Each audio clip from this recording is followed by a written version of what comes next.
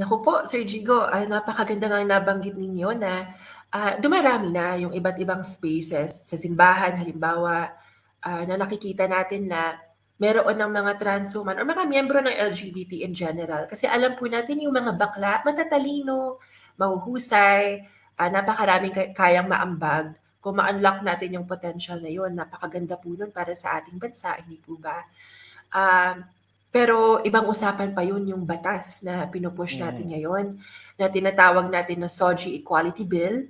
Nakasulat lang po talaga sa bill na ito ay lahat tayo, mga Pilipino, ano man ang kasarian natin, ay mapoprotektahan laban sa discrimination on the basis of SOGI or yung tinatawag po natin na sexual orientation, gender identity, and gender expression.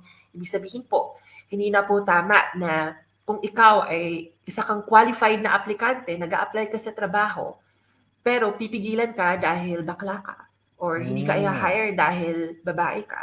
At dahil may pananaw yung taong yun na hindi pwedeng bakla ang kumuha ng posisyon na to kahit qualified. Ganun lang po kasimple. Ang status po kasi ngayon, meron po talaga tayong mga politiko na tumututol.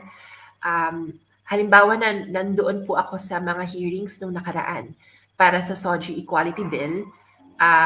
Matingkad po talaga na marami pa ring mga politicians tayo, mga lawmakers tayo, mga representante na talagang tutol sa batas kahit hindi naman po nila talaga naiintindihan ano ang laman nito.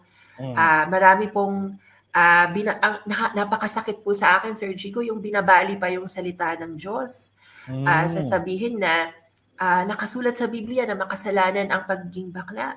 Pero naniniwala po ako, Sir Chico, na kung nandito po si Jesus Christ, si Jesus po mismo yung unang magsasabi na dapat ipaglaban natin yung pantay na karapatan. Mm. Hindi po pwede na meron tayong mga kababayan na hinaharap ang discrimination at sinisino dahil lang Mm. sa kasarian nila. Yun po yung masakit, yung mga tao na hindi naman talaga alam ang nilalaman ng bill. At number two, yung binabali ang salita ng Diyos.